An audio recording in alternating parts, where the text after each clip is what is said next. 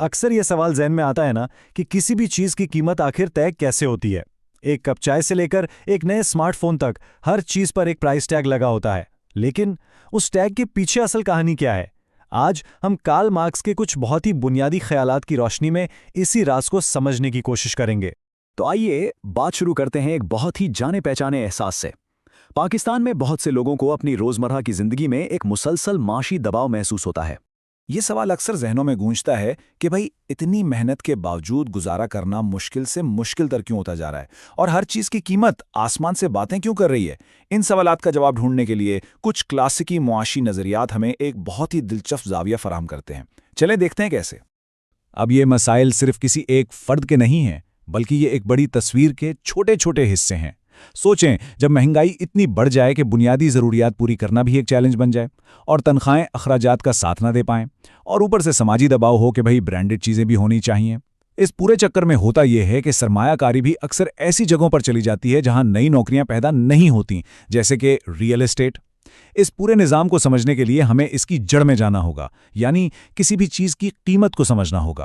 तो फिर असल सवाल यह है कि किसी भी चीज़ की कदर, उसकी वैल्यू बनती कैसे है। मार्क्स का नज़रिया इस मसले को समझने के लिए इसे दो बहुत ही आसान हिस्सों में तकसीम करता है। देखें, हर चीज के ना दो पहलू होते हैं। एक है उसकी इस्तेमाली कद्र, यानी वो हमारे किस काम आती है। बहुत सादा सी बात है, जैकेट सर्दी से बचाती है और रोटी भूख मिटाती है। लेकिन दूसरा पहलू है तबादला कद्र, यानी बाजार में उस चीज के बदले क्या मिल सकता है। जैसे हो सकता है एक जैकेट की कीमत 20 रोटियों के बराबर हो, लेकिन ये बराबरी आखिर तय कौन करता है, कैसे होती है। और यहीं पर इस नज़रिए का सबसे अहम और मरकज़ी ख्याल सामने आता है। इसके मुताबिक किसी भी चीज़ की जो असल कद्र है वो उसको बनाने में लगने वाली इंसानी मेहनत है। मतलब हर कीमत के पीछे असल में इंसानी कोशिश है, जिसे वक्त से नापा जा सकता है। अच्छा, इसको एक छोटी सी मिसाल से समझते हैं। फ़र्ज़ करें कि एक मेज़ बनाने में औसतन 4 घंटे की मेहनत लगती है और एक कुर्सी बनाने में 2 घंटे। तो इस नज़रिए के मुताबिक एक मेज़ की कदर 2 कुर्सियों के बराबर हुई। सीधी सी बात है। इसी को समाजी तौर पर ज़रूरी मेहनत का वक्त कहा जाता है, यानी वो औसत मेहनत जो किसी चीज़ को बनाने में मुआशरे में दरकार होती है। यहाँ तक तो बात बिल्कुल सीधी सादी लगती है ना? लेकिन हमारे जदीद मईशत में यहीं से एक बहुत ही दिलचस्प और थोड़ा पेचीदा मामला शुरू होता है। कभी गौर किया है कि कुछ चीज़ें जैसे सोना या कोई ख़ास डिज़ाइनर ब्रांड हमें इतनी कीमती क्यों लगती हैं? क्या उन चीज़ों के अंदर खुद कोई जादुई ताकत है? मार्क्स का कहना था कि हम आहिस्ता आहिस्ता चीज़ों को ऐसे पूजने लगते हैं जैसे इनकी कदर उनके अंदर ही कहीं छुपी हुई है, और हम उस असल चीज़ को भूल जाते हैं जिसने इसे कदर दी, यानी इंसानी मेहनत।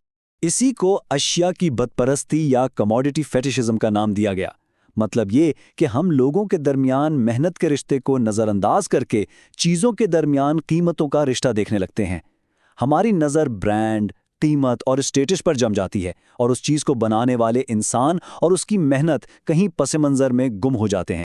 और इस सोच का असर हमें अपने मुआशरे में हर तरफ नजर आता है।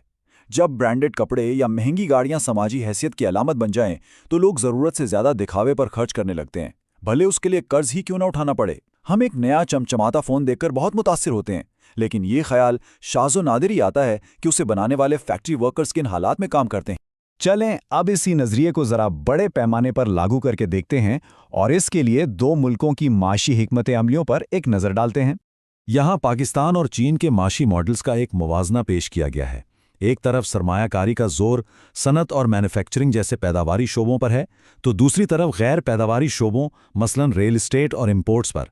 इसी तरह लेबर पॉलिसी और माशी मनसूबाबंदी की तरजीहात में भी एक वाज़े फ़र्क नज़र आता है। माखिज़ी मवाद के मुताबिक इन मुख्तलिफ हिकमत अमलियों के नताइज भी बिल्कुल मुख्तलिफ रहे। जहाँ पैदावारी शोबों पर तवज्जो दी गई, वहाँ गुर्बत में बड़े पैमाने पर कमी आई, जैसा कि चीन की मिसाल है, जहाँ करोड़ों लोग गुर्बत की लकीर से ऊपर आए। इसके बरक्स जहाँ पैदावारी सरमायाकारी की कमी रही, वहाँ मईशत की तरक्की की रफ्तार भी सुस्त रही। तो इस सारे तज्ज़िये के बाद ये सवाल पैदा होता है कि आगे का रास्ता क्या हो सकता है। यहाँ कुछ तजावीज़ दी गई हैं। पहली, معیشت کا فوکس پیداواری شعبوں پر لایا جائے یعنی مقامی صنعت کو سپورٹ کیا جائے۔ دوسری، محنت اور محنت کش میں سرمایہ کاری کی جائے، مطلب بہتر اجرت اور تکنیکی تعلیم کو ترجیح دی جائے۔ تیسری، چھوٹے چھوٹے وقتی فیصلوں کے بجائے طویل مدتی معاشی منصوبہ بندی ہو۔ اور آخر میں ایک ایسی ثقافت کو فروغ دیا جائے جہاں مادی دکھاوے سے زیادہ ہنر اور سادگی کی قدر ہو۔ تو آخر میں اس ساری گفتگو کا نچوڑ ایک بہت ہی سادہ لیکن گہری بات پر آ کر ٹھہرتا ہے کہ اصل دولت سونا یا ڈالر نہیں بلکہ انسانی محنت ہے۔ جب ہم کسی بھی چیز کے پرائس ٹیگ کے پیچھے چھپی اس محنت کو دیکھنا اور سمجھنا شروع کرتے ہیں تو نہ صرف معیشت کو پرکھنے کا ایک نیا زاویہ ملتا ہے بلکہ یہ سوال بھی اٹھتا ہے کہ کیا اس محنت کو مرکز میں رکھ کر ایک زیادہ مستحکم اور منصفانہ معاشرہ نہیں بنایا جا سکتا؟